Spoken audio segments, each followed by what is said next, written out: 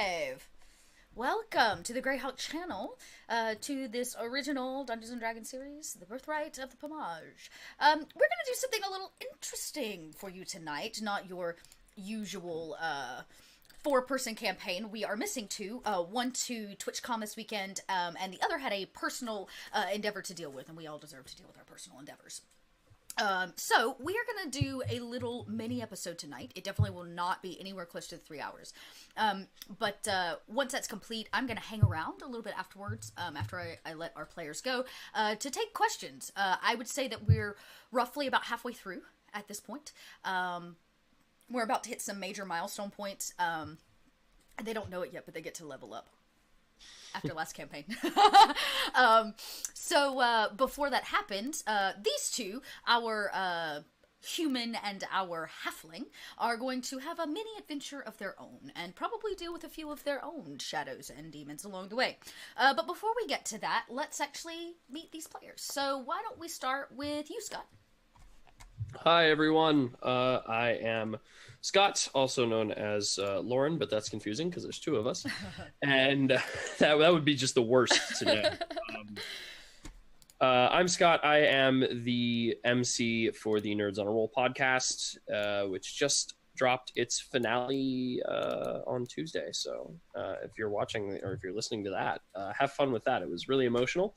That was a lot of fun, and you can find me over at Nerds on a Roll and on Twitter at DM_LSP. I am playing Dristan Traherne, everyone's favorite grumpy dad cleric. He is our favorite grumpy dad cleric. We might find out maybe why he's kind of grumpy today, possibly. Maybe. Yeah. Or maybe it's just embedded in his soul. Who knows? It's just who he is. And our favorite little gnome, and my favorite ginger. Halfling. Oh, that's right. Damn it. I mess it up every time. Every time. It's okay. Start. Okay. My favorite halfling, and my even more favorite ginger. Yeah. Cool. Hi, I am Lauren. I'm That Salty Ginger over on the Twitters. And yes, I play games around the internet with my friends. And today I'm playing Ricky Thorngage, Ghostwise Halfling Monk. Murder happy, definitely not sad, because I don't play sad people ever. So someone in my apartment just snorted because they heard me say that. Yes. Good. Yes. I hope that you sort of such. But today, like I said, it's going to be a little bit different episode. If you are new to the Greyhawk channel, thank you for that. What I think I saw a follow out there.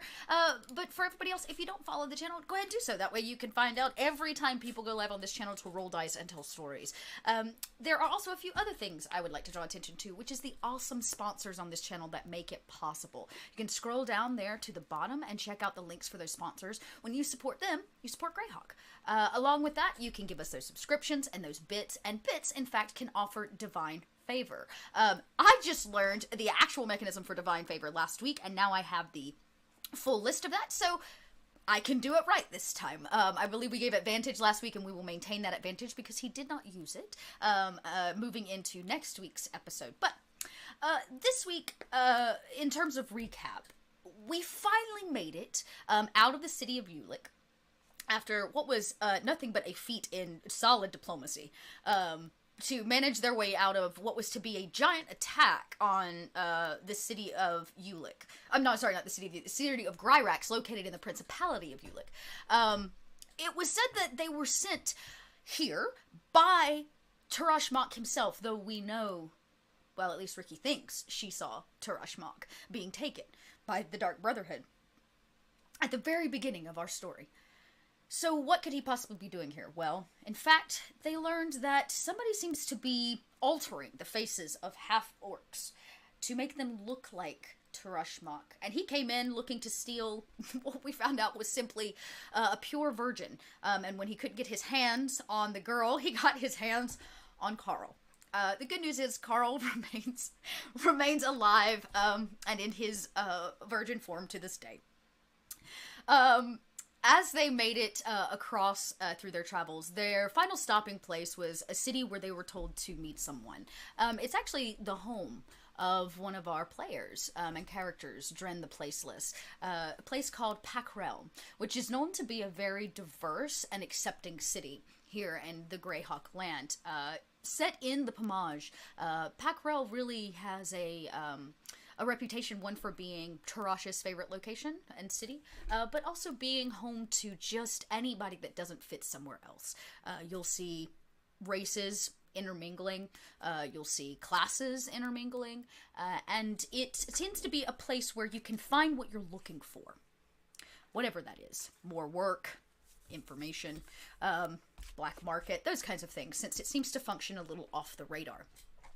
We made it to Dren's apartment, which seems to be a small one-bedroom above a tavern, and that's kind of where we ended our night, except a bold, I guess, choice was made, thanks to the drink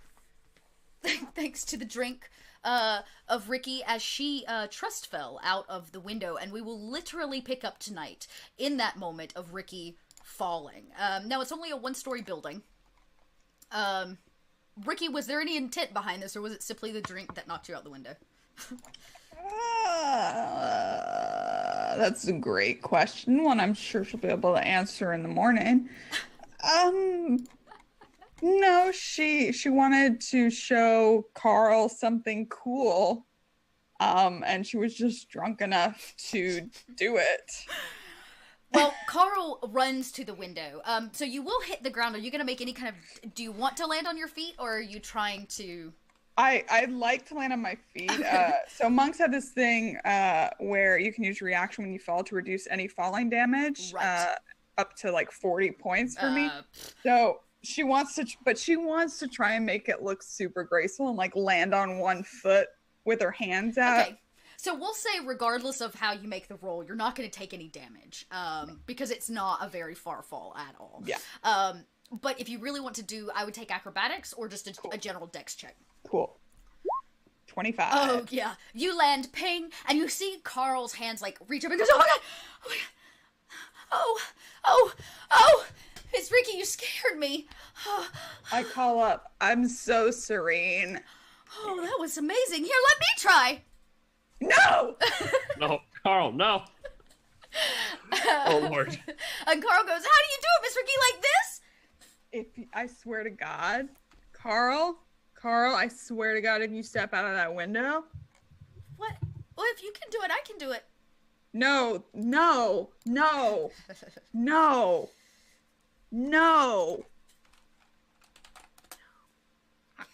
No. Okay. Yeah. Okay, he's like he's teetering on the ledge. From inside, it's very visible now, the snore of Dren in his own bed, probably a place he's not been for a while, and he seems to be relatively passed out. It's like, sun's not even down yet, but as soon as his body hit that bed, out. Ural is indisposed. He seemed to need some time alone after the information he had received, and seems to have kind of trailed off to do his own thing. Tristan, what are you up to? I'm gonna leave Dren to sleep, because we were all in his room, correct, when Ricky decided to take a leap. So I'm gonna grab Carl, and we're gonna get out of there and let Dren get some rest. My first impulse was to go make sure Ricky's okay, but I guess if we're looking out the window, oh, she's there. Ricky, yeah, she's drunkenly balancing. I think I'm going to go to talk to the innkeep about securing us more rooms. Yes. So you guys did that. It is a one-room stop shop. It's actually just like it's not really an inn. It's just a tavern, and they own the space upstairs that Dren has. That's right. And has been renting, yeah. And okay, so then... Tristan. Yeah. Pulling Carl behind me. What? Do you want to go walk around? We have nothing better to do. Ooh, sure. I would like to walk around. Then get walking. Oh, and he kind of stumbles as he like comes down, down the outside stairs onto the street. And he runs over and he hugs Ricky, throws his arms around you. What did I say? I'm so glad. I'm sorry. Me? I'm sorry. I wanted you to know. I'm so glad you're okay. Take your hands off me. Oh. Great. Okay, we're gonna walk around Oh, okay. because everyone else decided to go to sleep, and it's like the sun isn't even down yet. You know, Tristan, the sun's. Oh, he just seemed very tired. Dude, Tristan doesn't seem tired. No, Tristan seems Dren. grumpy, like Well, dad grumpy. Tristan, Huh? Tristan, you seem dad grumpy. I don't think he's grumpy. Look at the way his eyebrows are furrowed, Carl. Well, I am a dad, and I am upset. Yes, What are sure. Carl? Ask him what he's upset about. I don't want him to think that I care. What are you upset about? None of your business, either of you. Oh, I didn't know you were a dad. Yep, I have a son. Oh, how old is he? 13. That's right. We decided on 13. You're 13. Oh. Is he a fighter like you? He's 13, Carl. I'm only, well, and he kind of like maybe doesn't want to tell you how old he is because Yep. it's probably not illegal. Alrighty. No, he doesn't fight. Oh, He works with me. oh, what does he do? Odd jobs and such. Helps me out around the smithy. Why do you care, Carl? Oh, I didn't really have a dad or anything. Just was not really a. Oh God. So I was wondering what a normal boy's life was like. I want to be a real boy. What's normal anymore? Yeah, what Tristan said was normal anymore. My dad's been dead for like 16 years, Carl. It's not a Oh. big deal. I'm so sorry, Miss Ricky. Tristan, do you have daddy issues? No. Does he look like he's telling the truth? I also lost my father. Oh. So you lied. You're a cleric who lies. No, I don't have. I mean, he's dead, but I don't have any issues with it. I'm at peace. Oh. I'm like 40 something, I think. I Well, no, I'm, was not- like, I'm old, so like it's. Look, Hamlet, nobody knows how old he was. At some point, he was in his 30s and he still had daddy issues. It's okay. It's okay. Ah, oh. I think you've had a bit too much, Ricky. too much of life? Too much fun. Bit of little column A, little column B. Oh my goodness, look! And he points, and you guys have kind of reached this centralized area. You've been walking. Most of what you walk through is mostly residential, except for a few places. And Carl points, and directly in front of you, as you carry on in your banter, is a beautiful fountain, very centralized in the middle of this town. And Carl runs up to it. The cobblestone is paved. The whole entire interior of this is paved in these cobblestones. And there are some pretty, well-established businesses here in this area, including a much larger tavern than the Fuzzy Lantern. That's what I remembered. And Forgot that's what it's called. the Fuzzy Lantern. That's the only thing I wrote down from last time. The fuzzy lantern, ooh. That's perfect. And you make it to this fountain, and Carl bustles over to it and leans over the side. It is multi-tier, and it seems to be very deep, the bottom area, as if it has been dug down. And Carl leans and goes, "Oh, It's a fountain. it's a wishing fountain." The cat on the street concurs with you. That's my Ginny Bean. Perfect timing. Scat. I do that to my cat. She'll sit right in my lap. The harder I try to get her to go away, the more she wants to be here. He goes, Okay, "Oh, yeah. Look, it says something around the outside." And he kind of points. It looks like there's a carving around the exterior of this fountain. Okay, I'm gonna walk up to it. Mm-hmm. Not that I care, because Right. this is a scam. This is obviously a scam. And I'm gonna look at it. I'm gonna hold my eyes like this to help me see better. Miss Ricky, do you need me to read it to you? No. Okay. What does it say? It says, Not. oh, I can read it. okay. DM, what does it say? It's sorry, I don't know who I am anymore. I don't know if I'm Carl or Chelsea. He says, it says, in common, it's written in common. It simply says, all are welcome. All wishes are granted. Gross. This is a scam. Yeah, that seems like a load. Yeah, this is a scam. What? No, but I would like to make a wish. Make a wish, but don't waste your money. Yeah, throw in like a copper. Oh, well, I was gonna, in a wishing well, you're supposed to give something important. It doesn't just have to be a piece of gold. Why would you toss something important down a hole? Yeah. It's like I guess I never really thought of it that way before. I just thought if you offer something important, then maybe you'll get the thing you want. Look, Carl, wish is a 9th level spell. There's no way this well has that many wizard levels. And he kind of looks at you. Wishes are powerful magic. There's no way a well in the middle of a town is going to grant you one.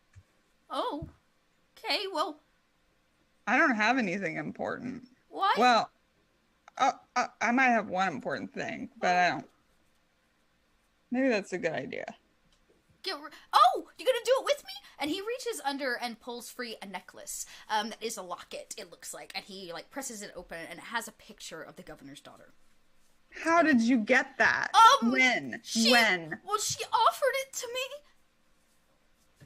when I kissed her.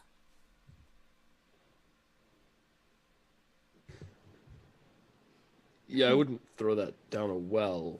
Keep it safe. You know what, Carl? You're not allowed to wish. Well, It's only for grown-ups.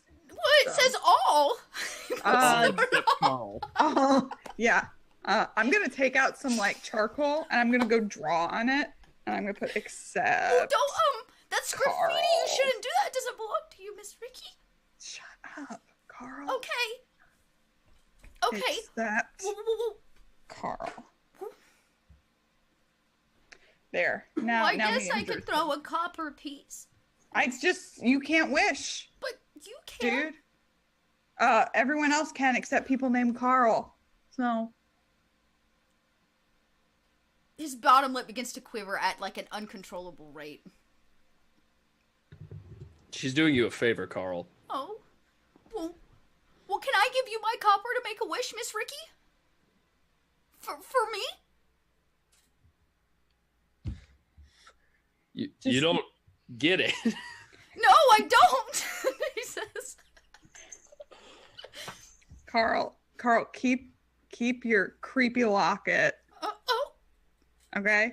And you can throw in a copper. I don't care. Oh, But okay. don't throw in your locket. Okay. I'll just keep that one. Okay, he closes his eyes and he holds the copper piece in front of him like it's gonna make a difference. And he squints his eyes and he thinks really, really, really hard on something, as if maybe he might fart. As if the harder he thinks on it, the more likely it is it's gonna happen. And he plunks it into the water, and you hear the coin plunk, and it begins to sink. It never reaches the bottom. It's very deep. Tristan, if he farts, I'm kicking him in. Fair. Okay, your turn. After you, age before beauty. Oh. I'm not throwing any of my possessions into a well. I'll give you No, a yeah. copper piece. You should throw your new magic item in there. That seems super important. You said the whole thing. Okay. Are you going to throw in a coin then? No. Oh, I'll keep my money, thanks. okay. I don't think he's a very mirthful man, Carl. Oh. You Well, got mirth. you know what, Mr. Driston? Where? That's back in Dren's room. Oh, is that? Oh, he reaches in his pocket, pulls out gold piece. Well, you know what, Mr. Driston? Plunk. I am gonna wish that you find your mirth. Nice, I wish Carl. for Driston to find his birth. Plunk. Wait. I take out a coin. I flip it in. I wish Tristan would find this stick up his ass. Oh, I can help with that. Nice. You're both hilarious. Oh. Thank you. I thought about serious. taking up comedy. I've been part of medical procedures before. Shut up. I'm sorry. Carl.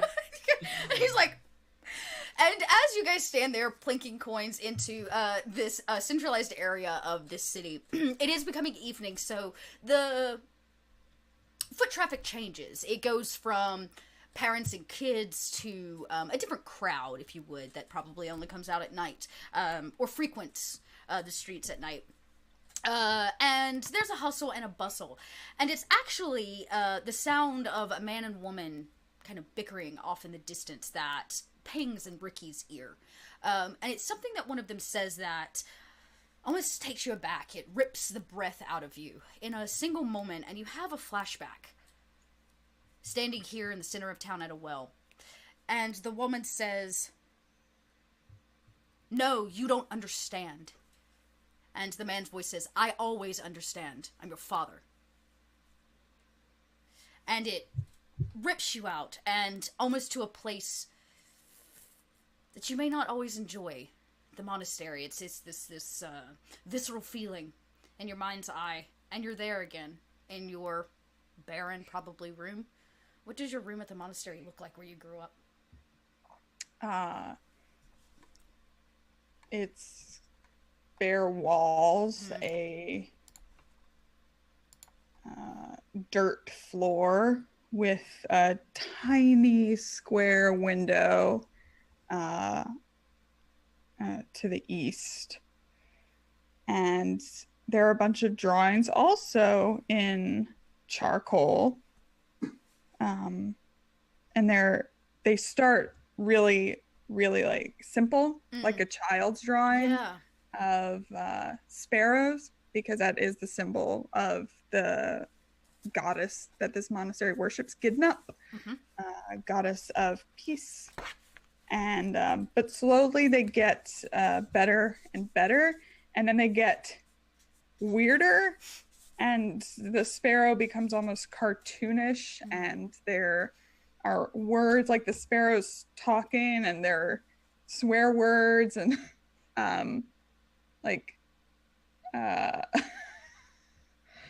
things that should not be in any kind of holy place. Sure. And there's a mat, like a woven mat on the floor, no pillow, and otherwise there's nothing in here. At this point, Ricky's about 16, with her black, kind of shaggy hair, and a very simple, light blue shirt and pants, no shoes. Is that like a uniform for the monastery? Mm-hmm. Yeah. And it's funny because as you play through this memory, this moment, you almost gasp, catching your breath both in real life and in the moment, and you beat the sound of a chime, which you know to be the chime to wake up and begin the day. Your training begins every day at the same chime, the same sound. And you know it will only be minutes before you will hear the rap tap tap at a door, and it will be your father ready to come grab you for training. Great. I love training so much. So she grabs just a long stick that they use for this, and just she kind of moves her foot through the dirt for a while, and then her eyes go to the window, and she kind of climbs up to it, like jumps up and holds the bars because it's actually pretty high, and looks out and just stays there for a while. Hanging there, kind of propped up against the wall. You're definitely not large enough to even bend the bars, but there seems to be a place that never tarnishes where your hands probably go there regularly to stare out this window. And as you look out over the monastery grounds, you watch as the one of the monks walks over to what is in essence kind of like a sundial, except it doesn't tell you the time of day, it tells you the time of year, and he begins moving one piece of interior stone and then another piece to adjust. And as you look from afar, you begin looking down and you recognize something. The date rings true to you and you realize it's your birthday.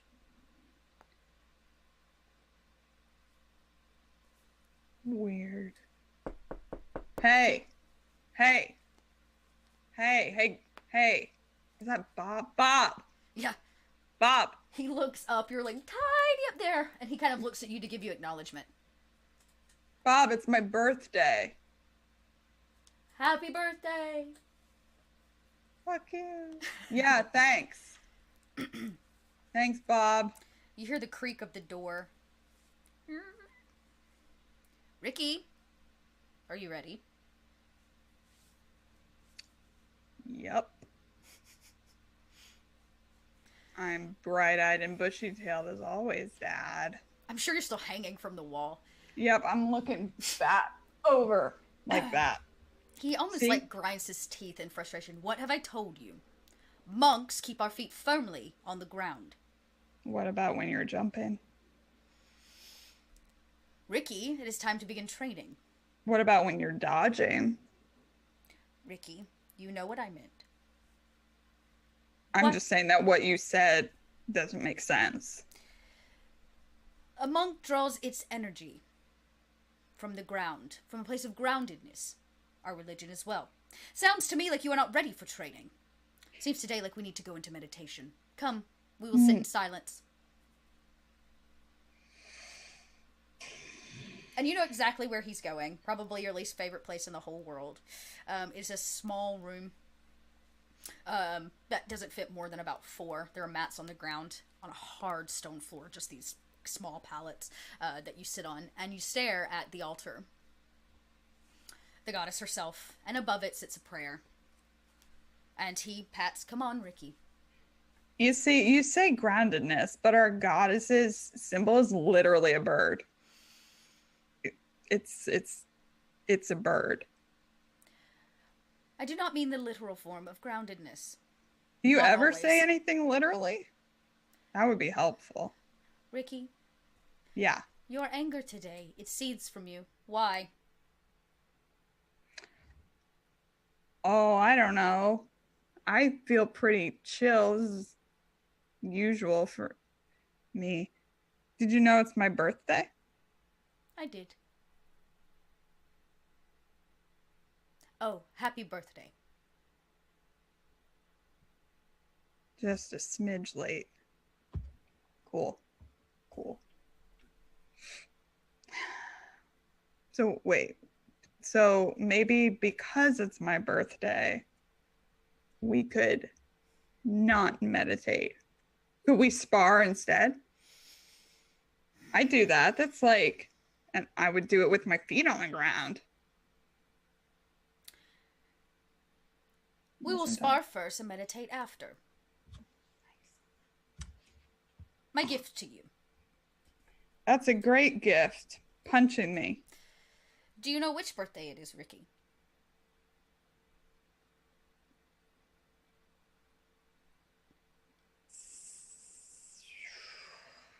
17? It is your 18th birthday today, Ricky. Damn. I know you think that I am unaware, but I am not. I had suspected by now your training would be complete. But you Is lack it not? I feel like I've been here forever. 8 years. Well, almost. That you have been here. Most of our trainees finish in 4, though your stubbornness continues to keep you from completing your training. You should probably kick me out then. Oh no, Ricky. The goddess of peace accepts all, and would never turn anyone away who wants to learn her ways. Now come. You wanted to spar. And he, he leads you outside to the sparring. There's like a sparring rink. It's dirt. Carved down in the ground about a foot. And there is a table under a small awning laid out with weapons. Different weapons. And he walks over and picks up 2 hand wraps. begins wrapping his hands. Copy him. Oh, so you choose no weapon today. You would like to fight with your hands. Yeah, well, I don't want to hurt you, Dad.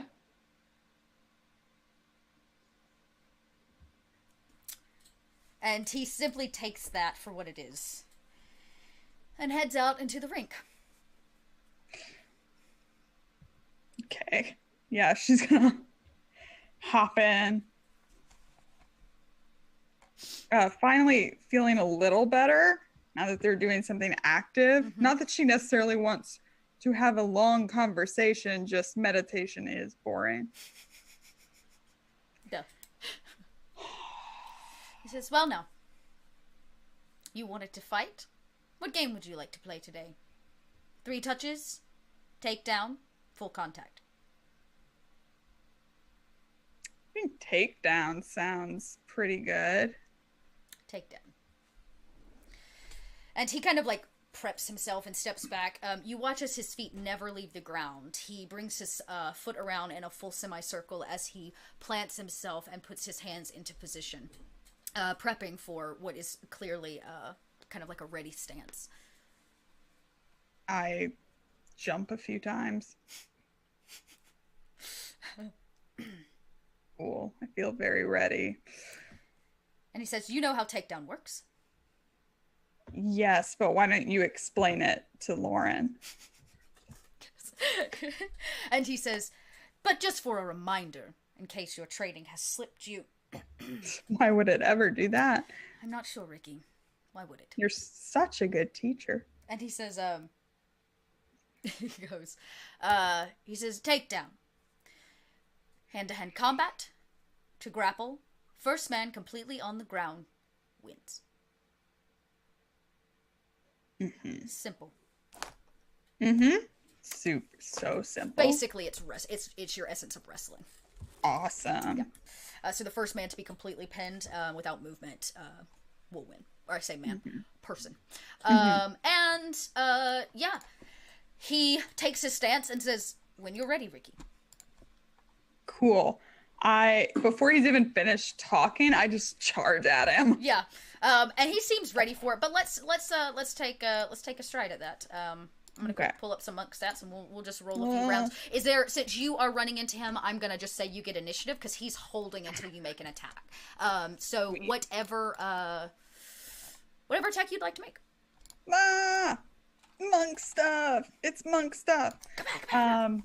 So basically, since she doesn't have her weapons at this point, she's going to run in and try to do 2 hits to his stomach to get him to bend over. Okay, you want him to like, okay. Yeah. You're welcome to go ahead and take a hit. So I would, that's probably just an unarmed strike, or unless you want to use the key for flurry of blows. I probably will. Maybe we'll see. Okay. I'm going to. Yep. Okay, 2 of these. 14, 21. 14 doesn't hit, but the second strike does. Okay. So go ahead and roll the damage on that one, if you want to. And you like basically the first one he palms away, as the second one he's unable to catch, and you catch him right in the gut. Yeah, the second one is a shitty hit. Like it's just like a little too low, like to right where it would hurt. Yeah, and he and kind of spatters out. And tries to regain himself. Can I use a key point to do? No, actually, I'm gonna wait on it. I'm gonna wait on it. You're gonna wait? Okay. But I will. I'll do 1 key point to do flurry of blows while he's bent over. At least. Okay, cool. Yeah. Yeah. Oh, that's dirty. That's dirty. Oh, that hits. That second one doesn't, but the first one does. Cool. 7 more. Yeah. He as you probably like hit him in the back, and he goes as he's bent over, I take my elbow and I jam him in the side of the temple. Oh yeah, just like you see blood actually spatter at this point out of his nose, and you can see where you hit him has caused his ear to begin bleeding. Oh shit! Right, grapple, right. Forgot. And he like spits it out, and looks up at you behind an eye that is not that of a father. He seems angered, but he manages to suppress it, probably because you get your anger gene from him. That he too has learned to overcome that anger and wanted the same for you. And you've heard him say that over and over and over, as he is going to do a few things. So he's going to use a key point to just take a free action and be able to disengage from you. So that's step number 1. Where is my... I just had it. Well, I guess not.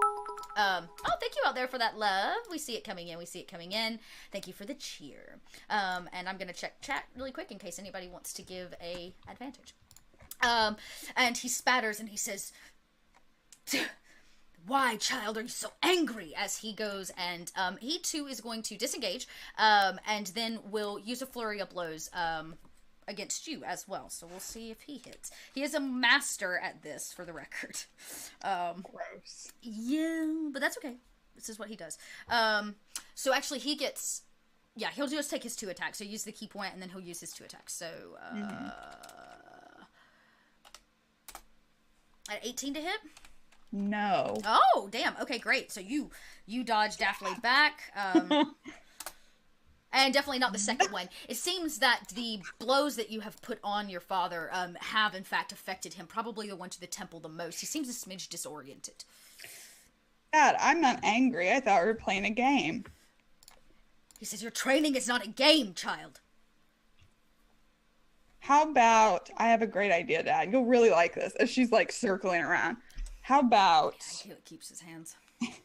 If I win, I get to go see Mom. It's my birthday. Roll an insight. I'm just going to let you roll this real quick to see if you pick up on it. 7.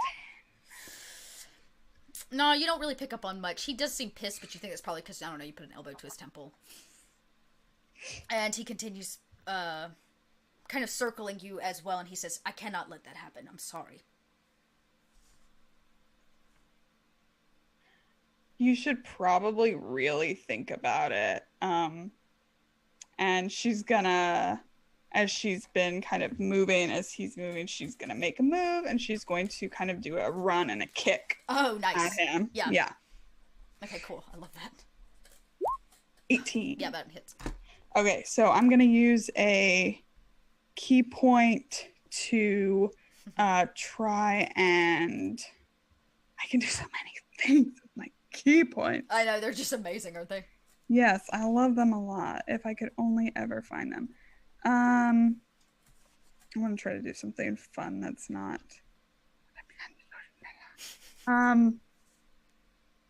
Sorry. There are so many You're things. good. Take your time. Yeah, he kind of, like, as he can see you, like, prepping, he continues to talk to you as if maybe he can talk you down. Mm-hmm. Ooh, 5. Right. Another 9 points. Yeah, that's building really quickly. Nice. I think what I'll try to do is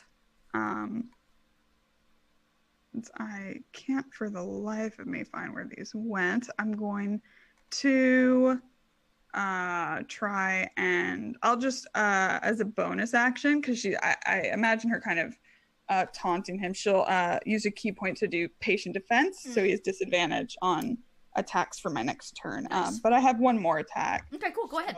So this one's... It's like a really petty one. I like kick him in the knee.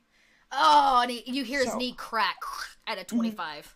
Yeah, so I run and jump, kick him, backflip, and then just do a shitty kick to the knee. Ah! You hear him like cry out as you've clearly done major damage. Yeah. And then I'm doing I'm almost mirroring his dodge stance completely, but with a shit-eating grit on my face. Yeah, he's in a lot of pain, and goes down, obviously, because he can't stand on the knee. It takes him a second, on his turn to, like, stand back up and look at you, and he says, "Your training is not complete. No monk leaves here until training is complete." How is my training not complete? I think I'm kicking your ass. He says, "It's not about how well you fight, child." And he kind of hobbles now, dragging the leg with him, as he tries to maintain, his stance. And he says, "Being a monk is not about fighting. Have you learned nothing from your goddess? It is about peace. The anger inside you rages until you can subdue it into a place of peace, child. You will never leave here. Is he gonna try to hit me? No. He doesn't. Oh, that pisses me off more. I know it does. I know it would. And he says, if you want to take me down, then take me down. But even if I let you go, you could not visit your mother.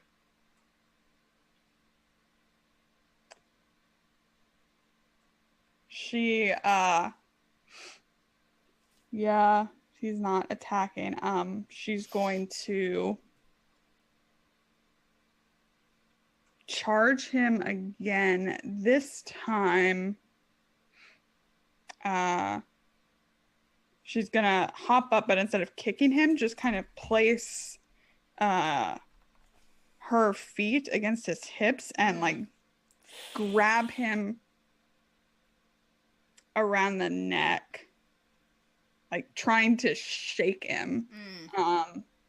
But like as an unarmed attack, it's still doing damage, but at this point she's not in control of it. Sure, I would say at his damage you're easily like run and grab him, no problem. And actually he stammers at your weight, he almost catching you. He knows that you're coming for him, and he catches you almost in an embrace as you begin to shake him, and he falls to the ground. You watch as his leg twists in an odd direction, and he yells out, and he says, go ahead, take your anger out on me. You cannot take it out on the world. Why can't I see her? And she's holding it, and she's gripping her teeth now too and turning red, although she's not crying. Right. He grabs you like by the wrist, which I'm sure are like around his shoulders or something, like you're penning him, and he says, you've won the round. Get up. She doesn't move. He doesn't fight you, though he maintains contact with you, and he looks you deep in the eyes. Why can't I see her? And she picks up his head and slams it back. You watch as it like begins to bleed. The ground is now damp with dark blood from his skull, and he says, because she's dead. Your mother's dead.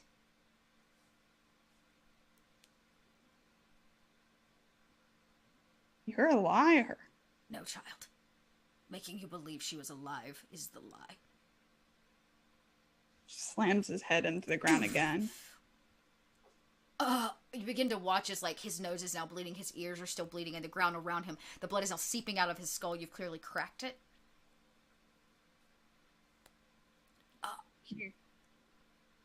You shouldn't lie to me. It's my birthday. He says, I'm giving you the gift of truth, child. She's dead. And she picks his head up and she slams it down again.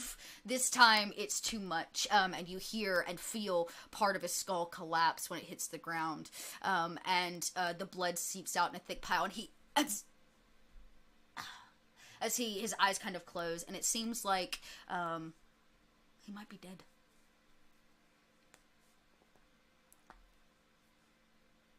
Dad? He doesn't respond. Dad? She kind of like pulls at the sides of his shirt. Dad? Shake him and he does not wake.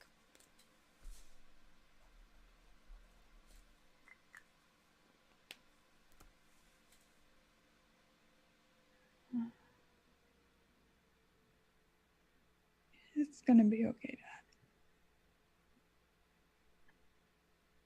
Dad. She looks around her, looking to see if anybody saw. Seems that the training arena is empty, minus a sparrow that sits on a pillar where the entrance is. It has watched the entire thing.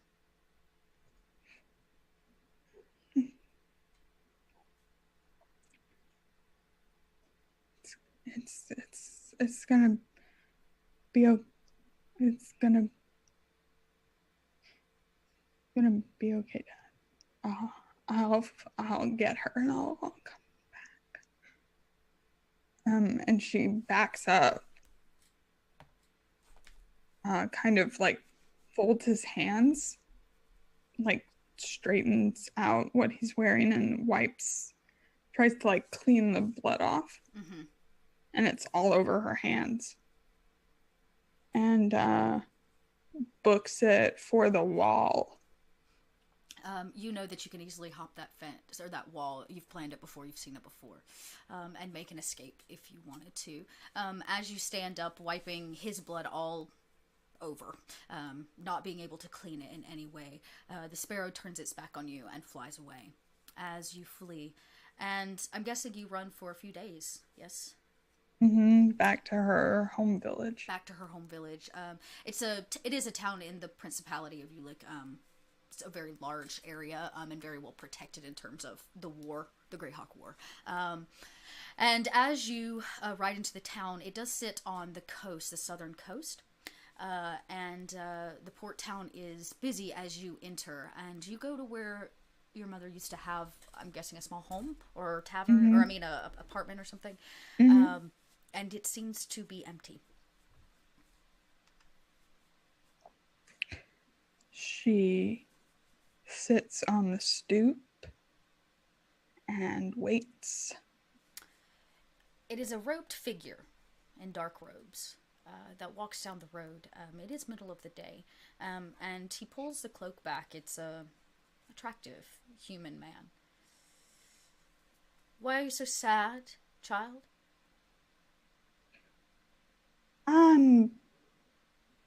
I'm waiting for my mom. Oh, I see. She lives here. Your grief is palpable. My dad always says I'm not very good at controlling my emotions. Oh, I see. You are a fighter, yes?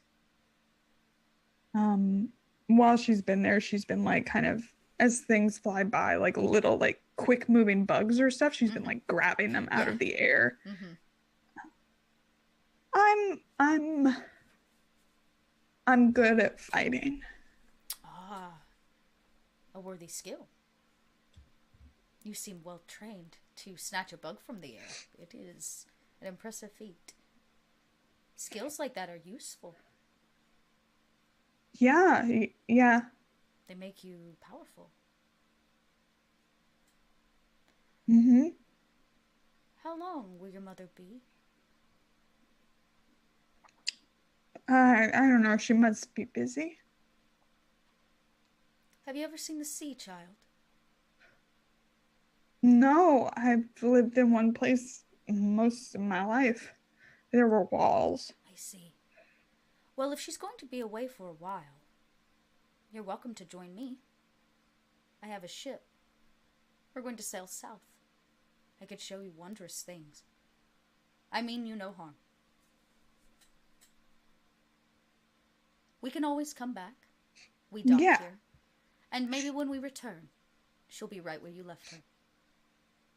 Yeah, that's a good idea. Come, child. I would like to see more of your skills. And he helps you kind of stand, if you're willing.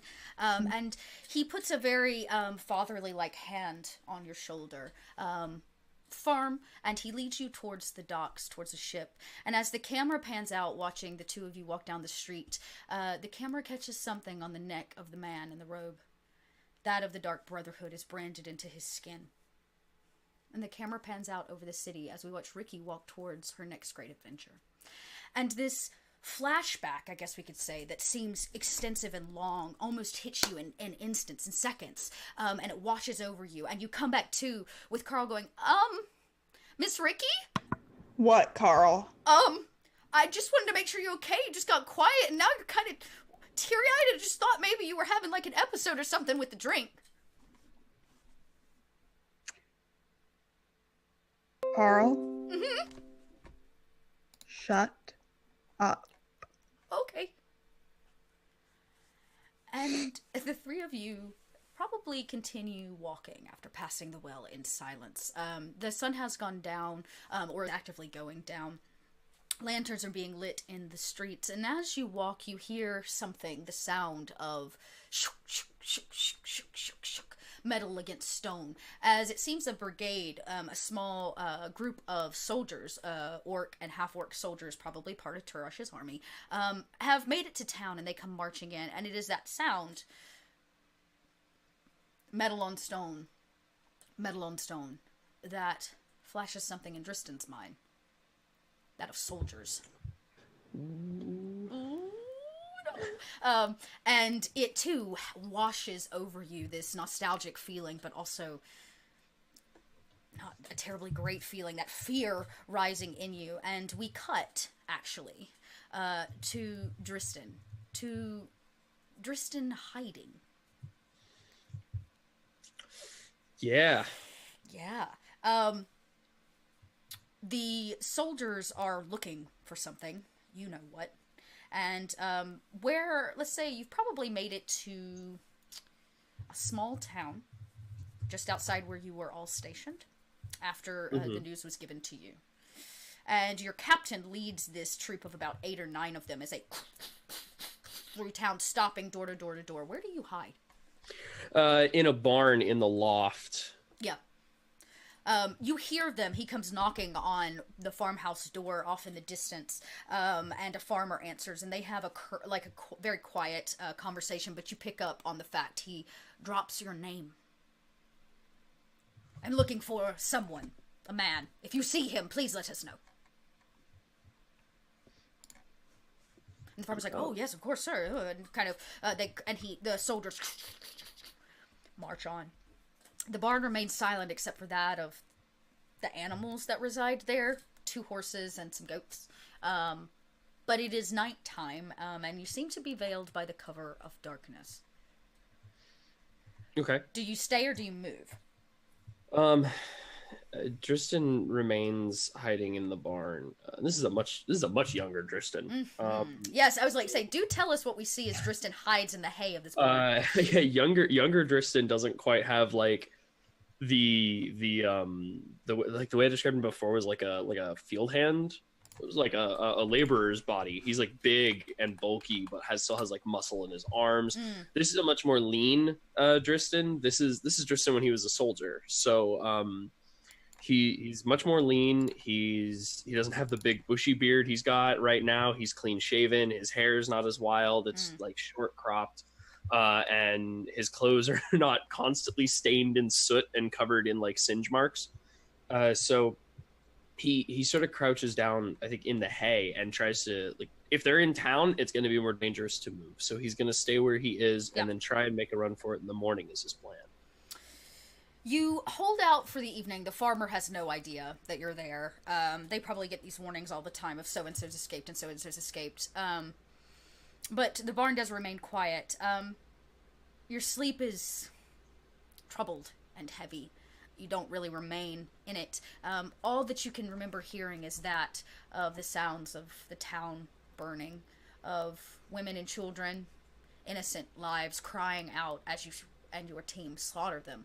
Another almost flashback within a flashback, I guess, this horrible noise, and it rings true in your ear, keeping you from sleeping as if their ghosts haunt you all the time, no matter how hard you run, no matter how fast you take a horse. And stopping here for the night, those voices and those words still ring true in your ear. And you can remember hearing the sound of your men, their feet and their weapons hitting the ground over and over, chanting your name, the butcher of Badger Sparrow, the butchers of Badger Sparrow, the butcher of Badger Sparrow, as they shout and chant for you. Yeah, it's not good. Not good at all. Yeah, he probably, like, he's definitely, as he hides in that barn, kind of thinking back on this, the people he killed, which was a lot. Yeah. Or rather, he not personally, but like his command led to the death of a lot of innocents, and he can't really. I don't even think he sleeps that night. Probably not. Yeah. It's pretty bad, and he tries to like cover himself with some hay and get as far into like this corner of the loft, maybe like dragging like a big barrel over to kind of hide and shadow this corner. He throws like a tarp over it or something. Yeah. And pretty much just like sits there and this is probably one of the first times in like a long while that he like he was a religious man and he prayed a lot, but this is like this time where he starts going through like the actual rituals of it, sort of like how like there's like very specific things you do with a rosary and like certain prayers, and you know, for each bead. In his case, like I don't know what these rituals look like, but this isn't the just like clasp hands, please help me, my deity. This is like actually like pulling out the holy symbol and going through the motions with it. And not so much like asking for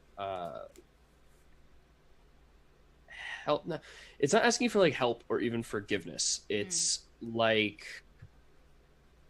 I guess, no, it's help. It's help, but not in a like help me kind of way, more like deliver me. You know, he's willing, he wants to get out of here and wants to get away from the things he's done, but he doesn't necessarily feel he should be forgiven for them. And so he's kind of dancing around and avoiding that thought in his prayers. And I think that's how he spends the rest of the night in that barn. No matter how hard you pray, simmering in this corner, in the shadow and the guilt, the gods never speak to you. You never hear a voice back. You don't know if they too are shamed at your actions, but they don't speak to you. You hear a rooster off in the distance crow, and it's what wakes you. The horse below you is unsaddled, but you could potentially take it. It doesn't seem that the farmer is up yet. If you wanted to exit. Is this like the town that he ends up in, or is this like another town along this is the kind way? of along the way? Yeah, it's kind of along nebulous? The way. Yeah. Okay. In this case, it's like a stopping point, because I'm sure you run for a while, so. Yeah, then he totally steals that horse, like 100%. Yeah. Maybe you convince yourself that that's the gift from the gods, but there it is in all its glory. Like, he totally spends a moment and rationalizes, yeah, this must be it. This must be my ticket out. Yeah. And 100%. Yeah, and you saddle this horse, and you ride before the farmer even begins his daily chores, off into the distance as the sun rises, and you ride until this horse cannot ride anymore. And you actually end up stopping in a small town about probably 30 or 40 miles from here, so you're really hard through the day. The horse is exhausted, it's sweaty, you can smell it when you arrive, and the sun is high in the sky. You hear the tink, tink, tink of some kind of blacksmith off in the distance, and there seems to be a stable just outside this small thwarp.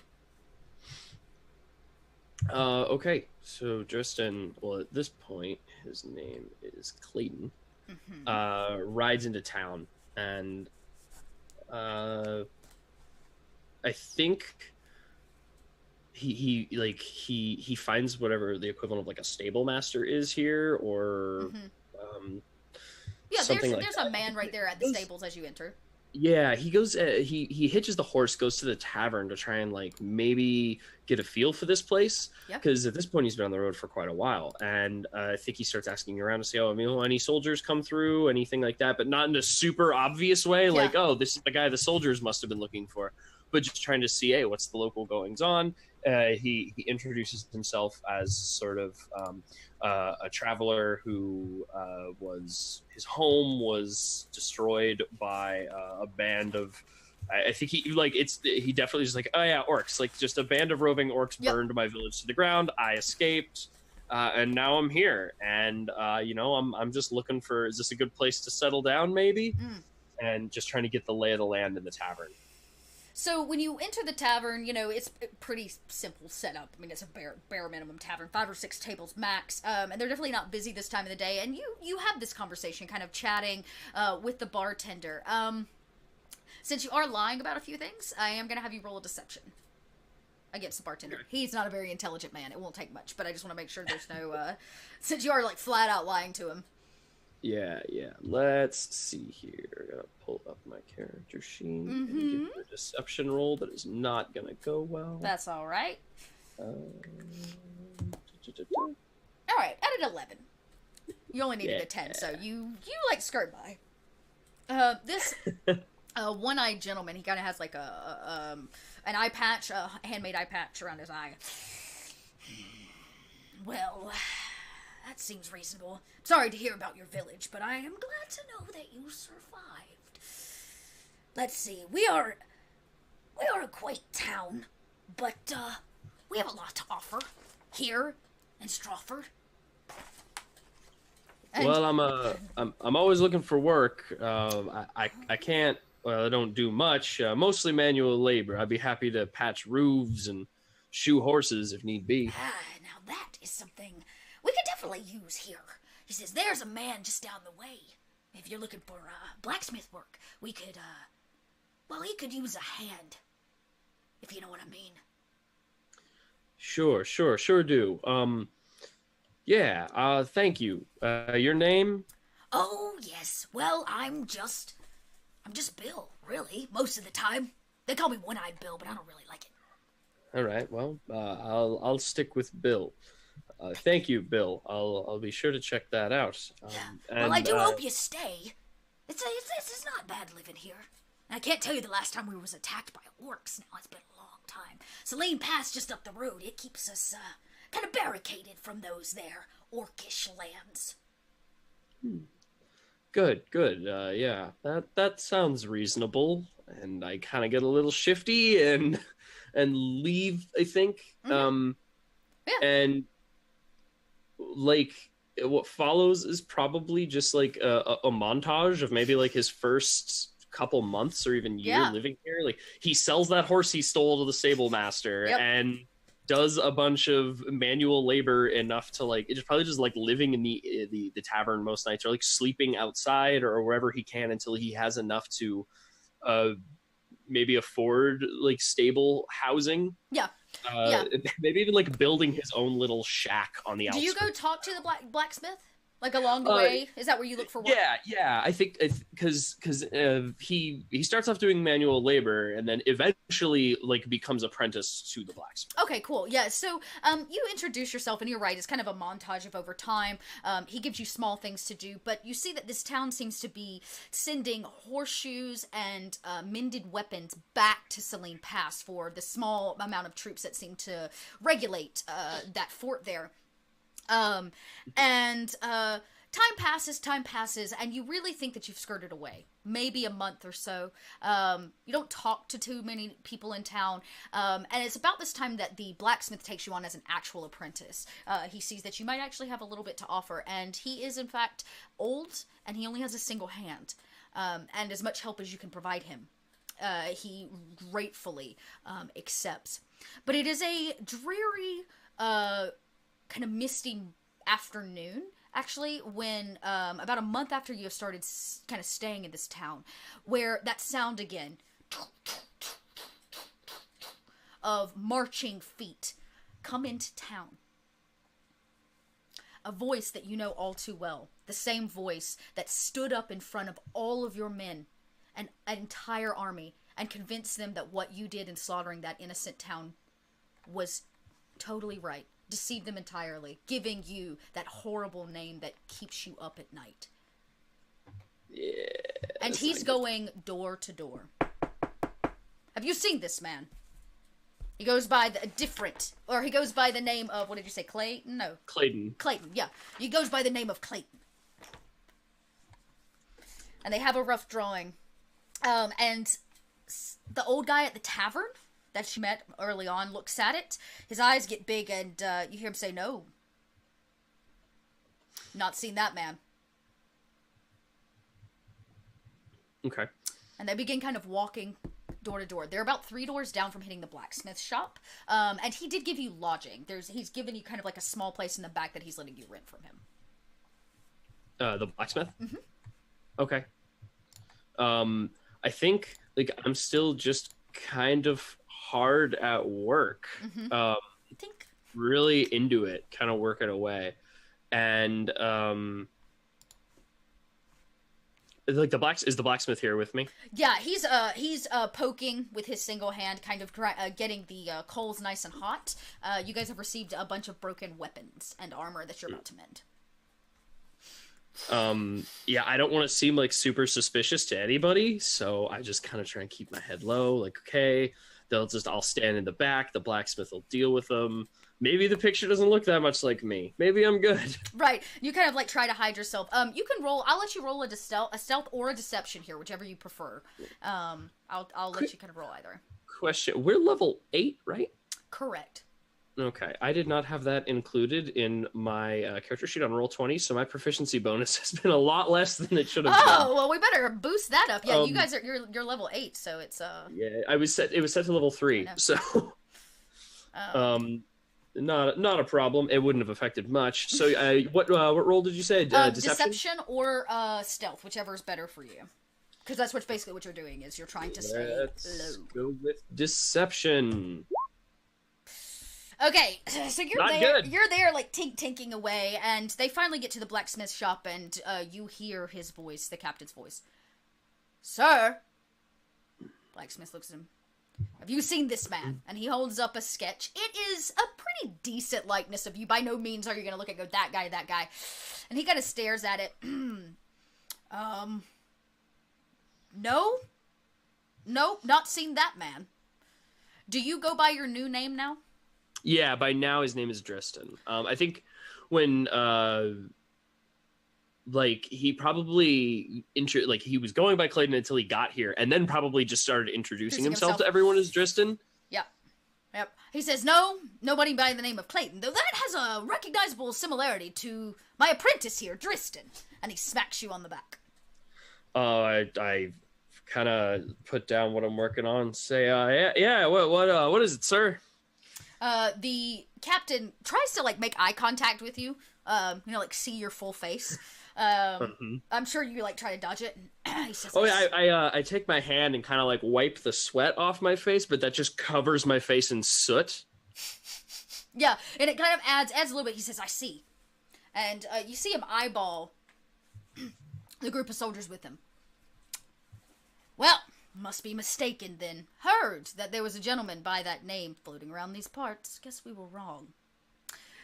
We'll be sure to keep a lookout, sir. What's the reason you're looking for him? He's a deserter.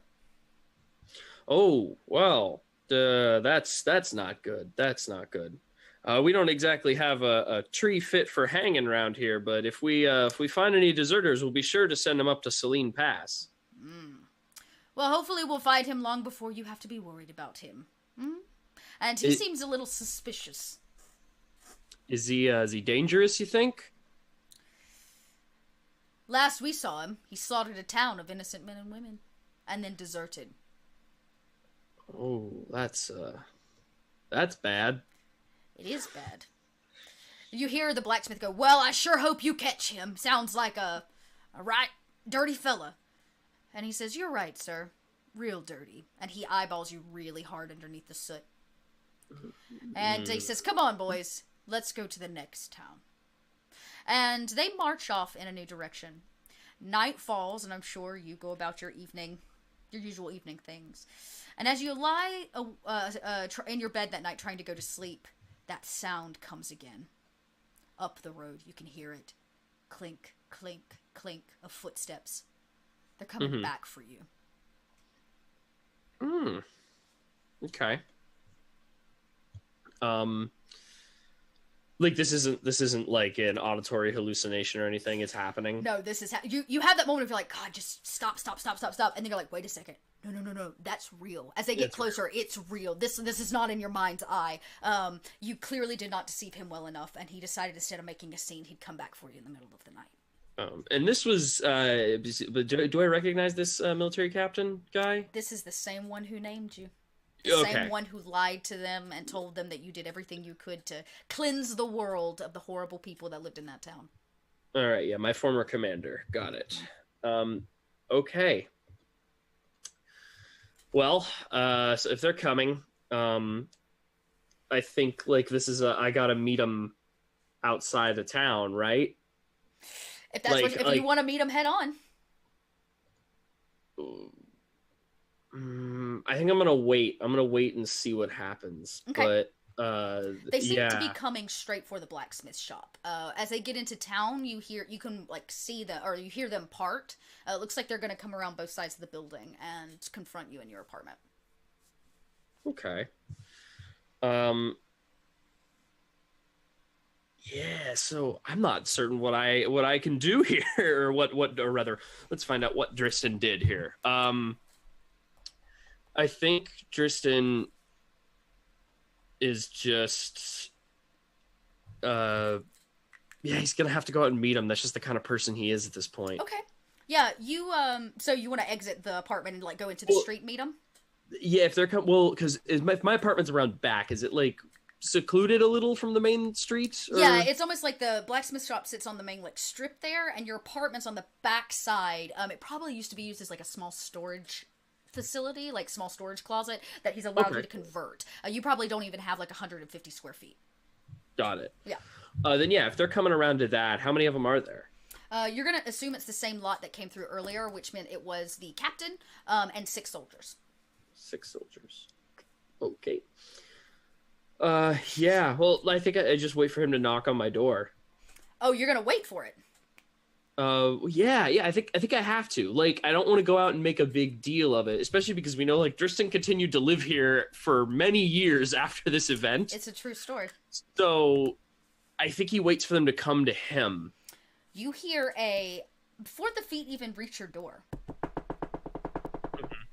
kind of like a very quick tapping on your door.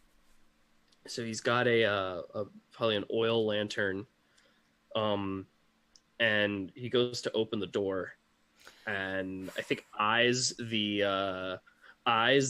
like long sword that he keeps next to the door. Probably one of like the first he made, or maybe even like knew. Oh, it's exactly what it is. He knew they might come back. So one of the longswords he was mending to be shipped back up to Celine Pass, he kept in the room that night. Yeah, and your heart begins to pick up pace, that idea of having to fight again. Your adrenaline pumps through your veins as somebody rapidly taps very softly at your door.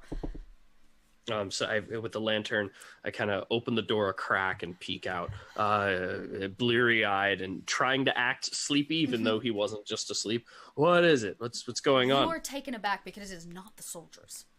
It is a girl. I say a girl. It's a woman. She might be 20.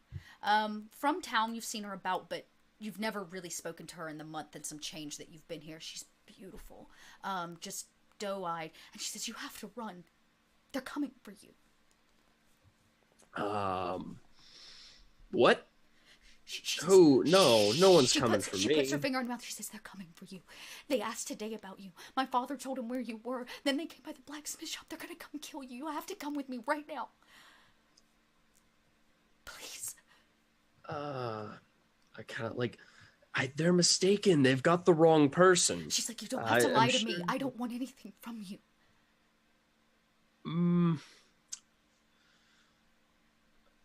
How do I know this? I want to make an insight to see if this is a trick or not. Sure, yeah, absolutely. Make an insight.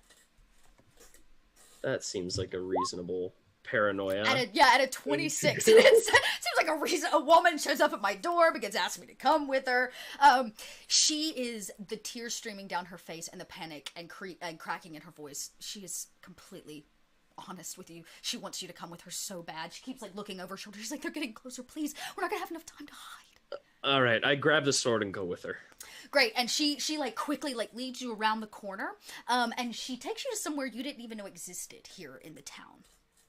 Around the back of the tavern, for the one-eyed man that you met before. Sorry, that's okay. The one-eyed guy that you met before. There's actually a cellar in the ground. Well hidden. He keeps it very well hidden. He probably keeps his best stuff here. And she says, "Quickly." And you guys make it across the street just in time, and then you hear, "Open up!" as she takes you down into the cellar and closes it. And to the both of you, it's not a very large cellar, and it's packed to the nines with alcohol. It seems like he's been had a lot of barrels, either hidden or in storage for someone, maybe himself, you don't really know. And you stand very close, almost chest to chest, and she looks up at you, and she says, I know you don't know me, but I couldn't let them kill you." still trying to play like, oh, it's all just a misunderstanding. Like, well, I'm sure they wouldn't have killed me. They had the wrong man. Who are you? Oh, what is your wife's name? Oh, my wife's name is Maglin, I believe. Yeah, I thought that was too. It was like Maggie or Maglin or something. She says, I'm Maglin. I've lived here my whole life, and I know you've only been here a while, but I like to watch you work sometimes. Okay, not weird at all. She's like, I'm sorry, and she goes, I'm sorry. I know that sounds so weird. It's not like that. I don't know.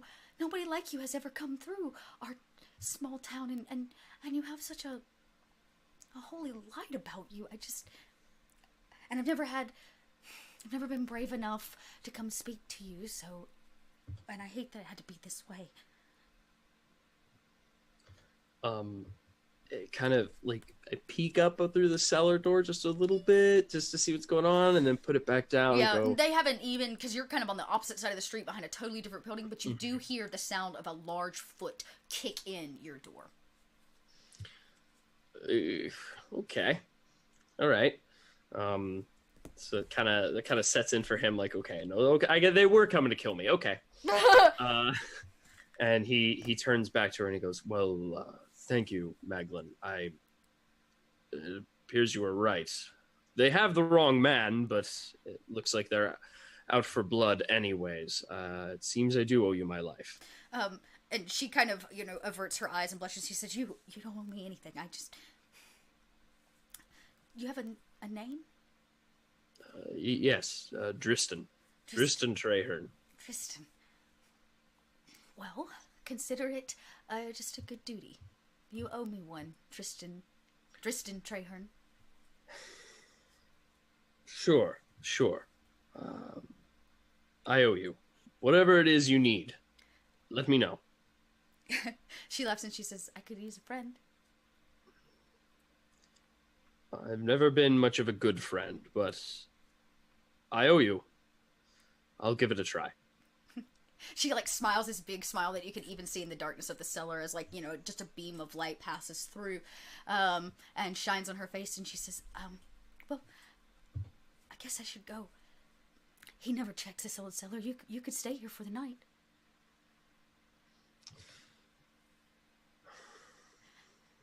Yeah, that's probably for the best. She said, I know they have the wrong man. I can see your heart straight through you. Mm-hmm. Yep, they have the wrong guy. Absolutely. Yeah, and she says, I'm glad I came knocking at your door, Dristan Traherne. And she plants a kiss on your cheek before she ekes the door open and goes home to the general store. How sweet of her. I know. She'll be my wife someday. And you do, in fact, have to touch your cheek where she plants a kiss on you. Something so ginger and soft that you haven't felt in months, especially having been on the road and the amount of war. Just something so tender and honest. And it's actually her kiss that, brings you back into the moment as you touch your face in reality as you're walking down the streets. And it's Carl once again tugging on you going, Mr. Dristan. Yeah, Carl. Do you have something on your face? Oh my God, is that a smile? Oh, no. He's smiling. Oh my, we have to go back and tell them. They think you're still drunk, Ricky.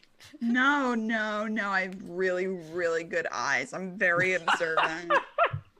There are two of you, but they're both smiling. And as you guys have kind of made the loop in town and you're beginning to walk back towards the small apartment where your friends reside, and it's Ural that you see off in the distance, and you see Carl tear ass running through town. Oh, Mr. Ural, Mr. Ural, look! Dristan's smiling! He's smiling! He's smiling. Yeah, Dristan's smiling. And that is where we're going to end tonight's episode, with Dristan's Smile. We're going to rename this whole freaking episode Dristan's Smile. We did it. Love it. For a little flashback as you guys make it back and can kind of rest. And we'll pick up fresh and early on a bright new day in Packrell with our full team next week. But let's go around to our small but mighty cast for this, and let's hear about what you guys are up to and where we can find you. Let's go backwards this time. So that's Salty Ginger. It's me. always taken by surprise. I don't know why. Hi. That was super fun. Okay. Feels, flashbacks and feels. Flashbacks and feels. Cool. Yep. Ricky's fine. She's a totally chill person. I feel like we learned a lot about Ricky tonight. No, she's totally well adjusted. Right. So I'm Lauren. I'm that salty ginger over on Twitter. I play games around the internet with my friends. The next big thing for me is tomorrow night at 7 p.m. Eastern on twitch.tv/Grimjack21502 is the final season premiere of Project Athena. First off, if you guys don't watch this show, you should just go back and watch it because it's amazing. I try to catch it at work, and Greg is one of my favorite GMs and DMs in the whole world. So go give him and that amazing crew, cast and crew over there some love in their finale. Yes, we're super, super excited to kick off this final season. We're all in jail. Well, not all of us. Most of us. We're mostly in jail through no fault of my own. Yes. Yep. So come and watch that tomorrow night, 7 p.m. Eastern, Grimjack21502, yada, yada, yada. Over to you. Straight up there to Scott. I am Scott, or the other Lauren. You can find me on Twitter at DM_LSP. I am the MC for the Nerds on a Roll podcast, where we play Masks, and we just finished. There's a whole backlog of 40 episodes if you want to check that out and get some cool teenage superhero action. As far as what's coming up next for me, our second season is going to start in January, I think. So not much for a while. I'll be here. Maybe floating around the internet. I'm going to try and maybe next year do some more D&D streaming. I got to figure out how that works. I'm brand new to all this, but look forward to that if you want to see me not be a grumpy old man. I don't know. We kind of like Grumpy Scott. Yeah, I'm good at it. I had a blast. Tonight was fun, and I mean, we kind of already knew a lot about Dristan, but it was cool to see those moments, and I enjoyed that he smiled. It was fun. Yeah, no, it was like a lovely little thing at the end. I like the smile. Mm-hmm. And I am Little Red Dot in the DM for this campaign here on the Greyhawk channel. I'm going to say it again at the end. If you haven't supported the channel, you have tons of ways of doing that. You can check them out on social media. You can support Greyhawk through following and subscribing, as well as checking out the sponsors below, because when you support those sponsors, you also support Greyhawk.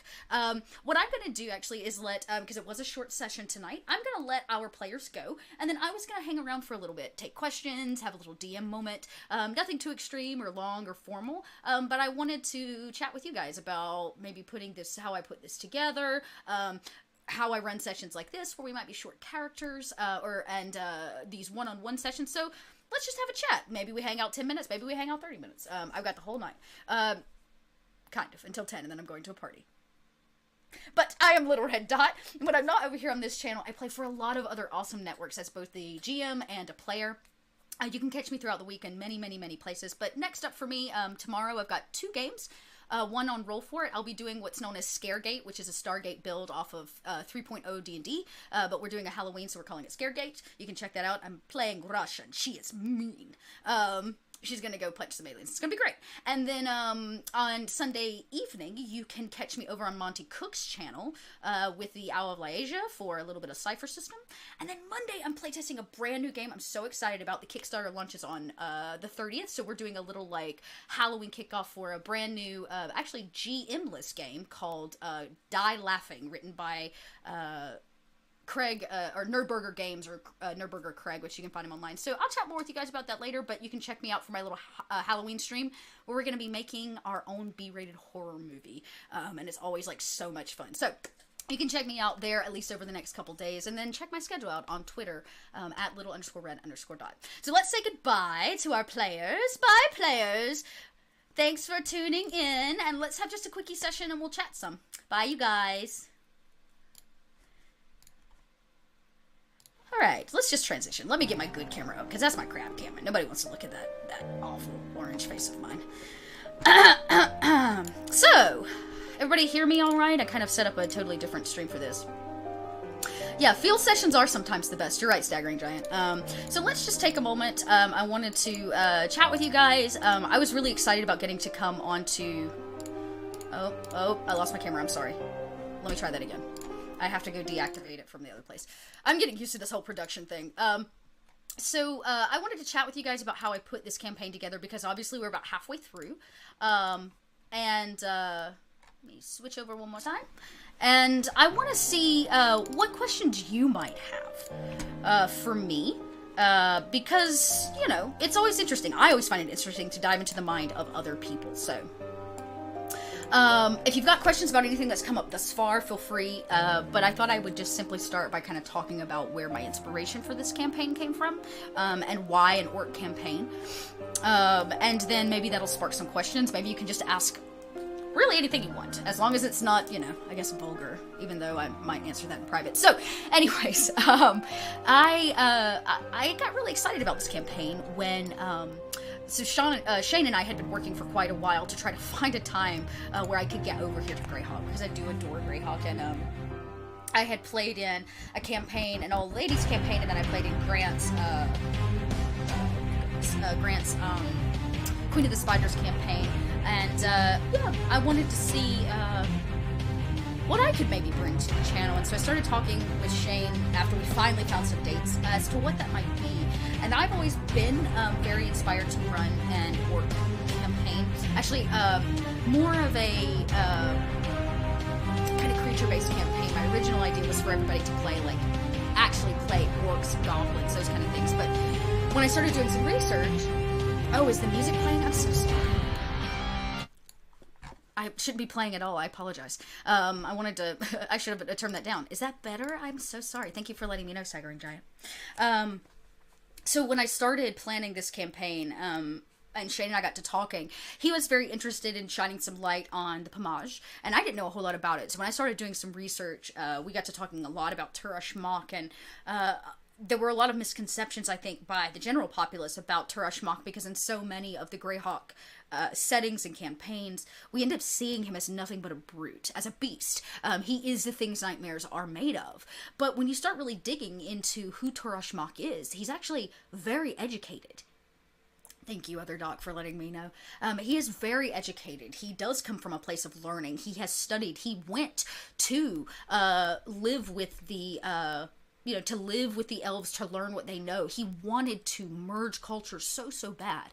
And it wasn't really until he realized, after doing everything that they asked him to do, become civilized, wear their clothes, talk the way that they do, basically leave everything behind, trying to prove to both them and himself, I think that the orc and half-orc population and their kinsmen has the right to merge with the civilized society. They literally saw him as a threat, specifically the elves and the council. And when they saw him as a threat, they decided the best thing to do was to exile him. And so they turned him into the monster that he had worked so hard and so long to leave behind. And I think that story really inspired me.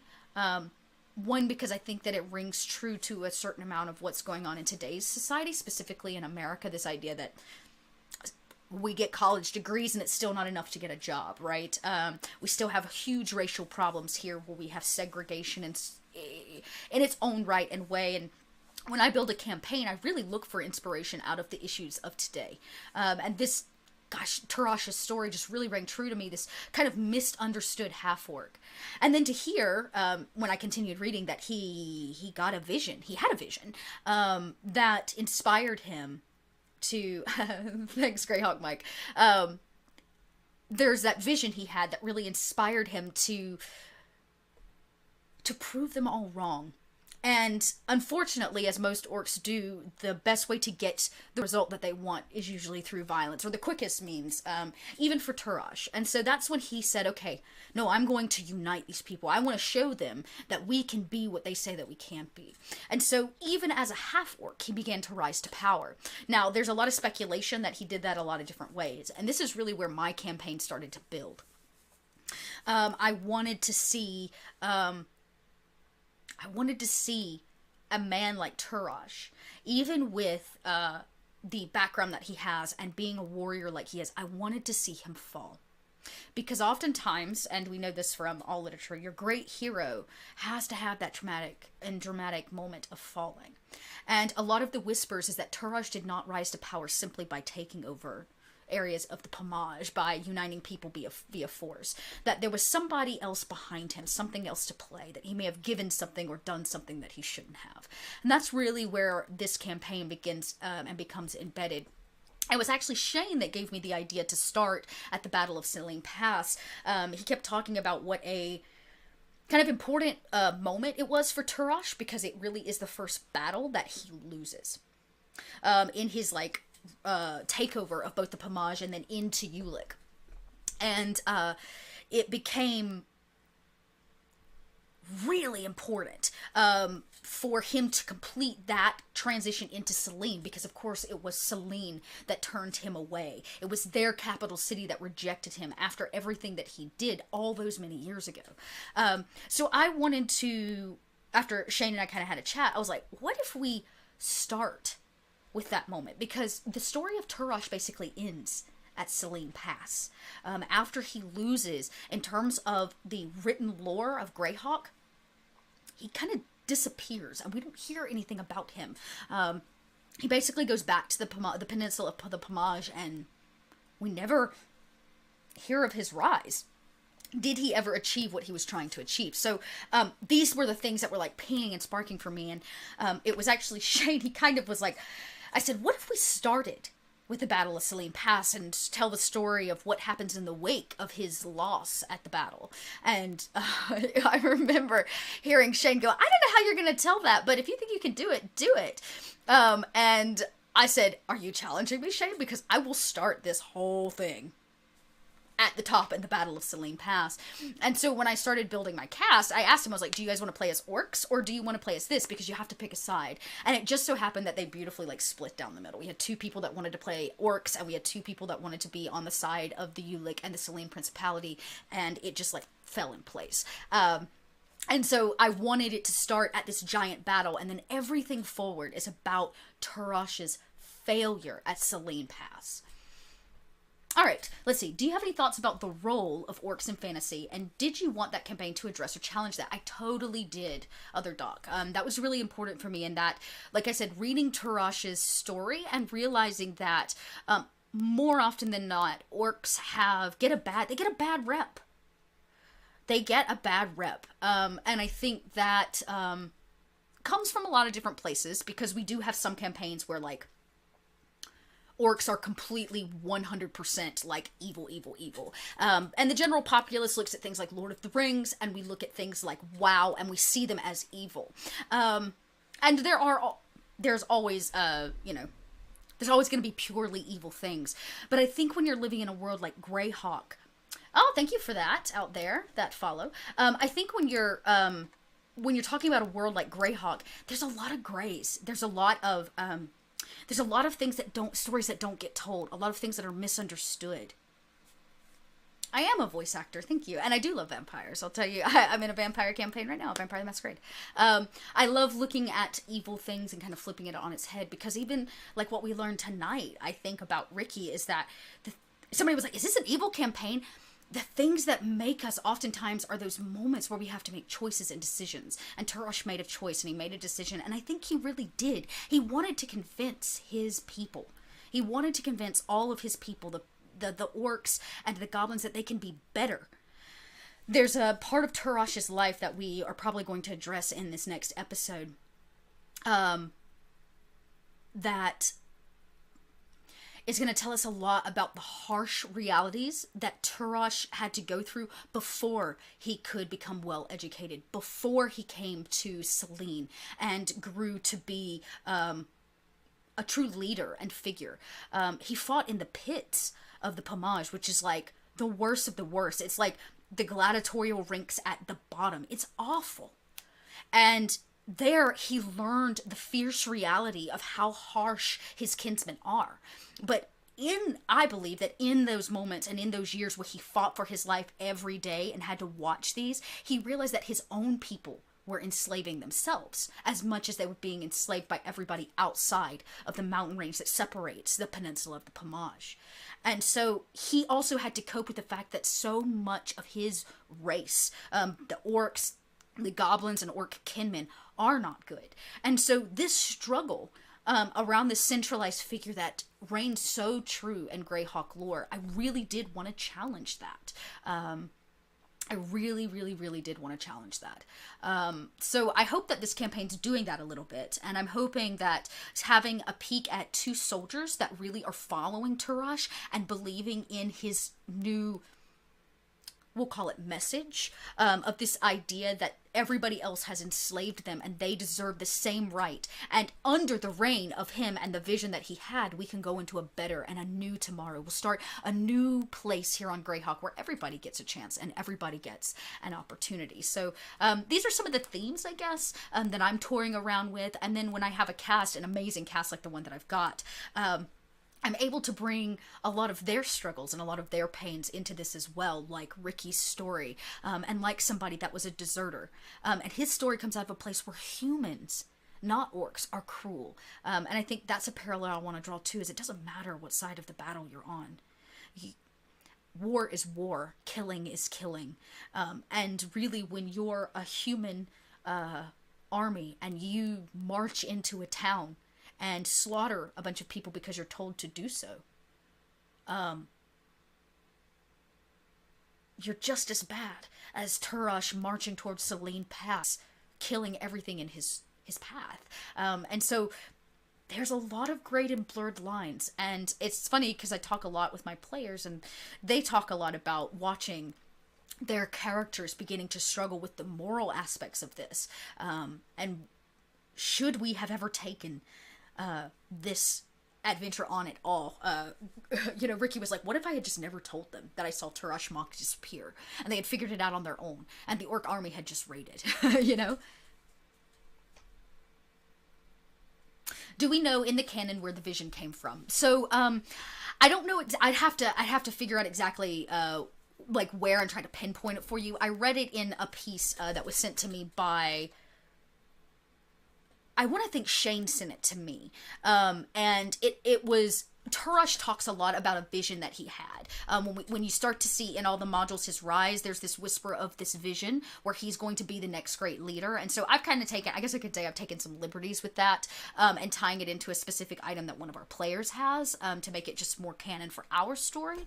But in the sake of Greyhawk World, it is said that when he had the defiant moment from Selene where they kicked him out and told him he was not welcome, and that he could not be there, they basically saw him as a threat. It was in that extreme moment, after actually falling in love with the woman, I believe, that he woke to a dream.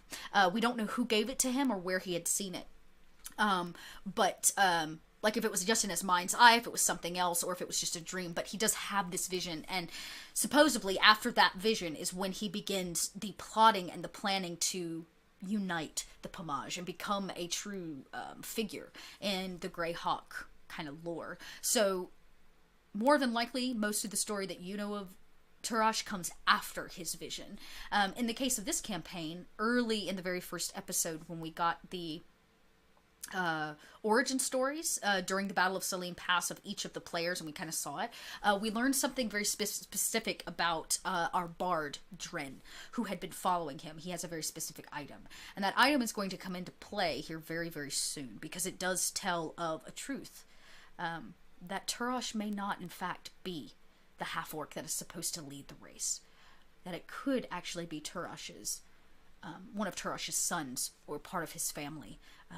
That has been rumored anyways, and this book seems to capture a story, I guess you could say, a premonition and prophecy that says that it will be the son of a great half-orc that leads the people.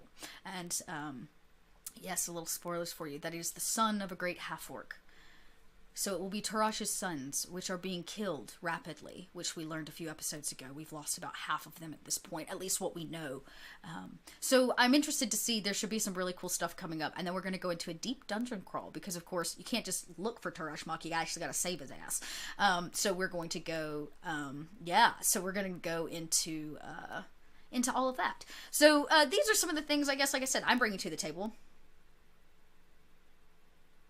And I want to, if you got other questions, toss them out. I saw a few personal questions. I am a voice actor occasionally when I get work, and I do like vampires. I play in a Vampire the Masquerade campaign when I'm not here on this channel. I play on another one. And I think the same thing is true for vampires, you know? At least in the Vampire the Masquerade world, when you're dealing with something where you have this beast that lives inside of you and trying to find the balance between it. And I think there's something very similar in the orc culture, this bestiality that has been ingrained in their culture for so long, and this bestiality that comes naturally in just who they are. And Turash is really one of the first ones, I think, in Greyhawk lore to find a balance and show people that orcs can control it and they don't have to be vicious and cruel, that they are intelligent and they are smart. Turash is one of the smartest characters in Greyhawk. He's just brilliant. And I have to see if I can find that piece. I know it got posted on the Greyhawk Discord if you go into the Pomarj, the Birthright of the Pomarj discussion. And I think I asked a question early on about what happened to Turash after the Battle of Selene Pass. It's going to be farther up in the Greyhawk lore. You may have to search for it. And I got quite a few responses from a lot of the Greyhawk folk, which was very helpful. And Shane posted something that was very inspiring for me. So you can check that there. I do plan to release my notes to you guys. My notes are always just in such disarray because I'm like a quick note taker and then I like build around. I'm such an improv. So I want to really get out some like core notes for you. But all of the information that I pull from, I have links to. So as soon as I can release that to you and I feel like it's in a place where your eyes can see it, I will do that. And then you'll have access to those links as well. So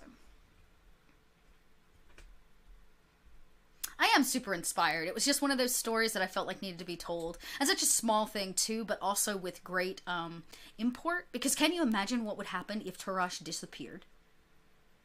Everything that he had worked towards, everything, the uniting of these tribes would dissipate. And because they had already moved through so much of the Pomarj and up into parts of the Principality of Ulick, it would be very easy for them to split into these small bands and just raid. And so I wanted that level of stakes too, where it didn't matter what side of the Battle of Selene Pass you were on, everybody's lives are at stake if we don't find Turash. The orcs have to find Turash because that's their leader. He has done something that nobody has done in Greyhawk lore, which is unite the half-orcs and goblins and orc kinsmen. And then there's the other side of things. It's like, holy crap, we have to find Turash so that his armies don't go insane and slaughter everyone. So the stakes are high. And there's also, I stated it early on, and we'll see how if it comes into play, but the distaste for the elves at this point in Greyhawk lore is also very potent. Selene did not come to the rescue of the dwarves that were slaughtered at Selene Pass. They lost about 300 good soldiers there, most of which were dwarves because they were on the front lines. The Principality of Ulick sent backup, we know this, on the last day to basically even the playing field because Turash was about to push right on through with the remaining 30 men that stood standing. Selene did not send recruits. She did not send backup. The queen did not. And she had the chance to. And it is well known that she made a very specific choice as to why not. She felt that her armies were too thin, and the risk and the lives of the elven armies were not worth it. And I think that was something to rally around, is this idea that for the first time, everybody might be against the elves, that the queen may have pressed too many buttons and left one too many people out in the cold, and this was a very big deal. She wanted those people to risk their lives to keep them from passing through the Selene Pass into Selene, but she wasn't willing to send the troops to support that effort. Now that's a question, Staggering Giant. Wouldn't it be great if Turash's vision came from Selene? Now that's one I cannot reveal anything on yet. But next week is going to reveal a few things, and I have a really cool... I'm just going to call it a thing without trying to give too much away. I have something that I'm really excited about that I knew from the beginning. I really wanted I wanted this moment in it. So they're going to meet a very important half-orc next episode. And I laid some of the groundwork, since none of the players are listening, I laid some of the groundwork of meeting that person with the well in the center of Packrell. So we'll see. Already itching. So for those of you that tuned in, I'm going to give you like a last couple minute chance to toss some questions out. I feel like I've talked a lot, but when you don't have anybody else to talk to, I guess that's what happens. Feel free to, don't forget, you can go hop on their Discord. The Greyhawk Discord is just wonderful. I love it. There's some really passionate people in there that like would show up my Greyhawk lore. Yes, about the hateful wars he did. So that's something that I read up on as well. And there's actually a temple in particular, one temple in particular, that Shane brought to when we were kind of talking about this campaign. He's like, ooh, this might be something that you want to look into. So I have managed to get my hands on some very old, dungeon magazines, and I'm sifting through seeing if I can find some more information about both the hateful wars, and, this one temple in particular. So if you got more questions for me, there's actually a specific Birthright of Pomarj forum over on the Discord channel. You can go hop in and let's chat. My players are there, so if you've got questions for them or want to just spread some love their direction for being incredible role players, feel free to do so. And I'll be in there, in and out throughout the week, and I'd love to answer any additional questions you have that I can answer without giving away too many spoilers. So yeah, last call for questions. I'll give you guys just a minute, and then I'm going to go get ready for a party. Hardly enjoyed the campaign. Very much looking forward. Been a lot of fun to watch. Thanks, Other Dog. I would agree that the characters' choices seem very meaningful. I chose, obviously, these players for a very specific reason. Each of them for a different reason, but for specifics. And I'm enjoying each of their styles very much. And when they came to the table with their characters, I remember some of them struggled a lot putting their characters together, like being like, oh, what do I want to play? And then, some of them were like, no, I know exactly what I want to play in this. I know exactly what I want to play.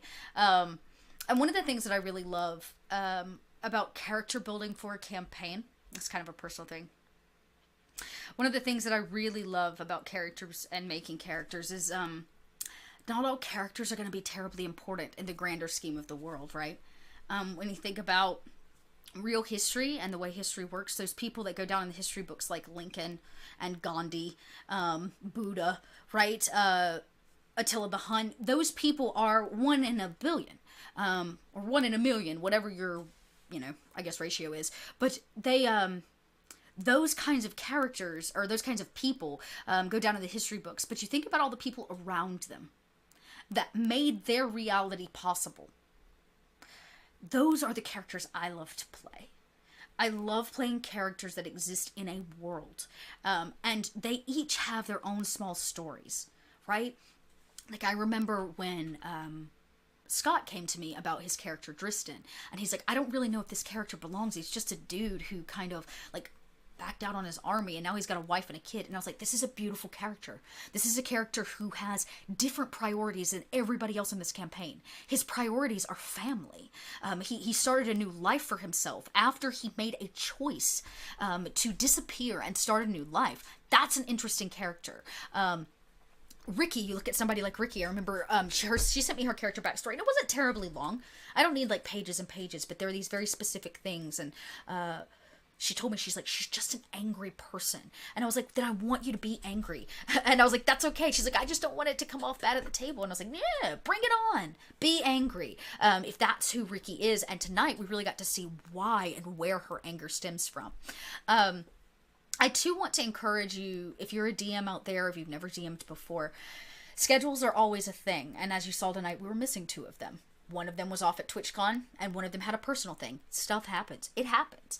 But if you have a time slot, if like there are really truly enough people, opportunities like this to have a one-on-one with players, and a one-on-one with characters is so rich. And even when I'm playing IRL, I oftentimes will do that. If everybody else cancels out, I still look at the one person that can show, and I'm like, do you want to play? Even if we just do a little, like, short 45-minute or hour-long roleplay session where we work on something you want to work on. You go on your own mini-adventure, or we play through a flashback. even if it's just one-on-one and nobody ever sees it, it allows that player to dive deeper into their character so that the next session that you have, they are richer and fuller and can bring so much more character-wise to the table. So if you've never done a one-on-one, I encourage you to do so. I did the origins at the top that way, like the Celine Pass battles. We got the 4 kind of like stories as they kind of converged and collided. This was very different. This was about these 2 people having to cope with their haunting past and the things that they have done. And there's a part of it too I found really poetic, knowing both of their backstories. I don't think either of them did, but there was a poeticness to the feeling of self-worth that each of them are dealing with. The reason that Ricky is angry is because she was not listened to, and she did something and never really coped with it, and she never had a chance to truly grieve for her mother. And then you have somebody like Dristan, he's not angry, but he's bitter, and he's seen the harsh realities of the world. And both of these people, and he killed innocent people accidentally. I think what didn't get released in his little backstory tonight is the reason that they killed all those innocent people is because a bunch of spies provided them incorrect information, and so they went into the wrong town in the middle of the night and slayed innocents. And then his captain covered that up by lying about those people that they slaughtered, and Dristan could not stand for it, and he ran. So he's considered a deserter, but almost for the right reasons. And so each of these people have a large level of shame that they're dealing with and that they're coping with. And that kind of personal introspection and that kind of weight of both of those characters, even when Ricky is this comedic relief, brings a really deep and rich story and history that both of these characters bring in and leave them almost in juxtaposition with our 2 orcs who have a high level of almost chivalry in their own right. It's like their own like orc type chivalry, but that's what it is. These 2 people that are genuine and honest. Don't get me wrong, Ural's done his own fair share of horrible things, but each of them are changed, if you would, and they have a different perspective on life. And so, it was really interesting to see these 2 sides have to come together for a similar cause, knowing that in the end, if they don't solve this together, that it could mean the death of and the destruction of a large part of Greyhawk. Yeah, I think I hit the points I wanted to talk about. I wanted to talk about individual sessions and how important I think those are. When you run an individual session, I find that it's really, really important prior to doing it to ask your players what they want out of it, because that is not about you or your story. And I think as a DM, you have to recognize those moments where it's about the story that you have written or the world and setting that you've created, and then about their story, because everything that I brought to the table tonight, they wrote. I'm just making sure that the setting exists so that they can have those moments. And nothing ever plays out perfect, but it requires a lot of listening as a DM to the player.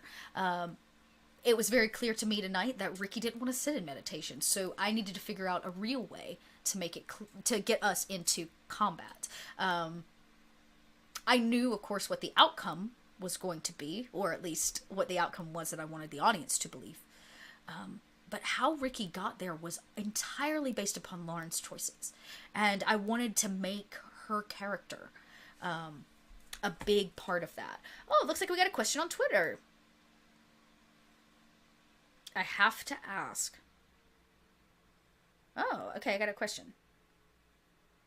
That's a good question, and I can always answer that privately, but no, Carl was never meant to be part of this campaign. I had a very interesting question about Carl come through my Twitter.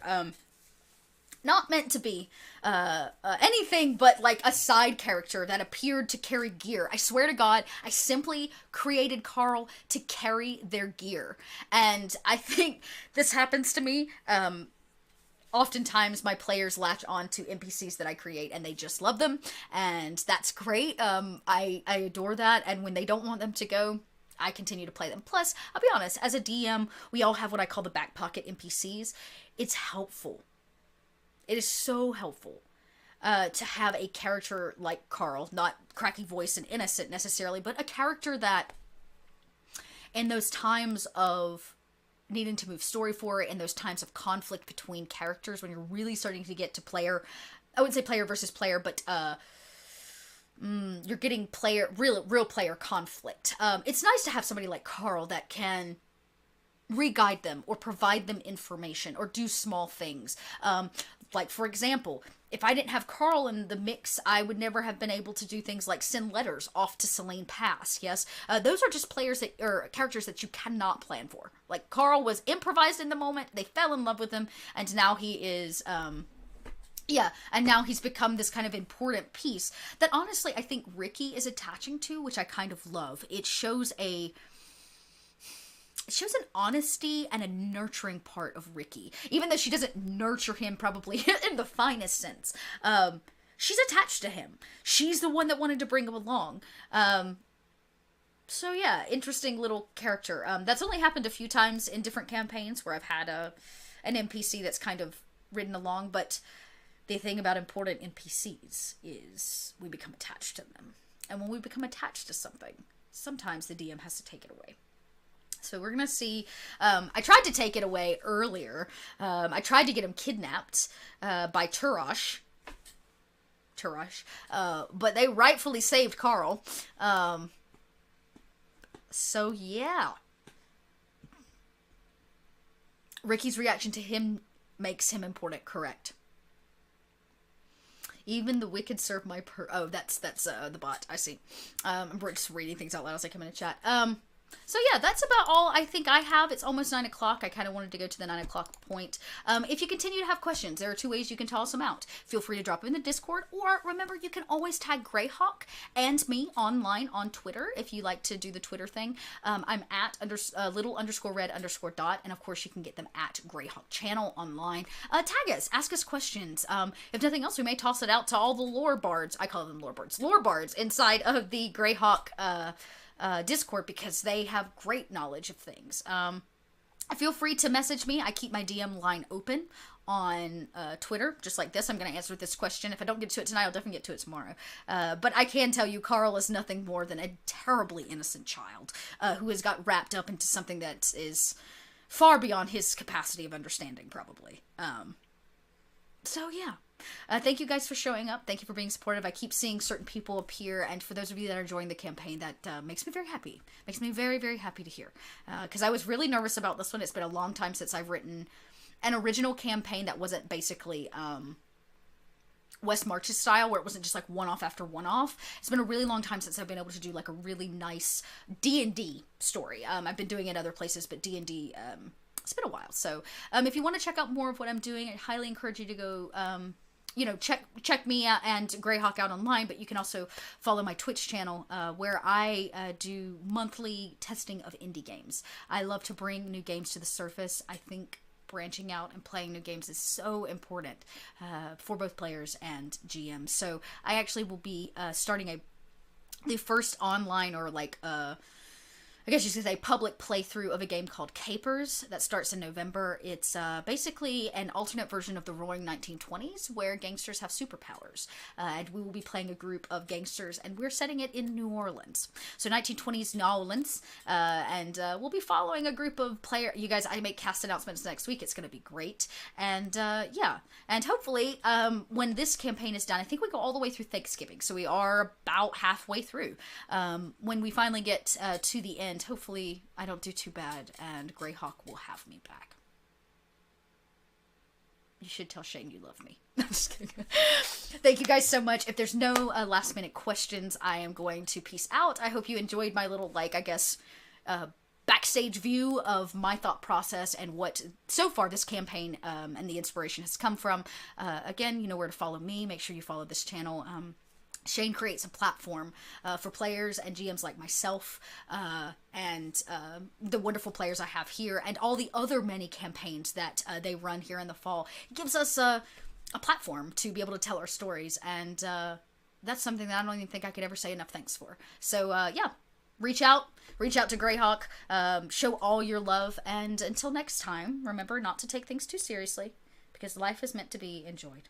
You guys have a good rest of your weekend. Enjoy your Halloween, my favorite holiday, and I will see you right back here next week for a 7 p.m.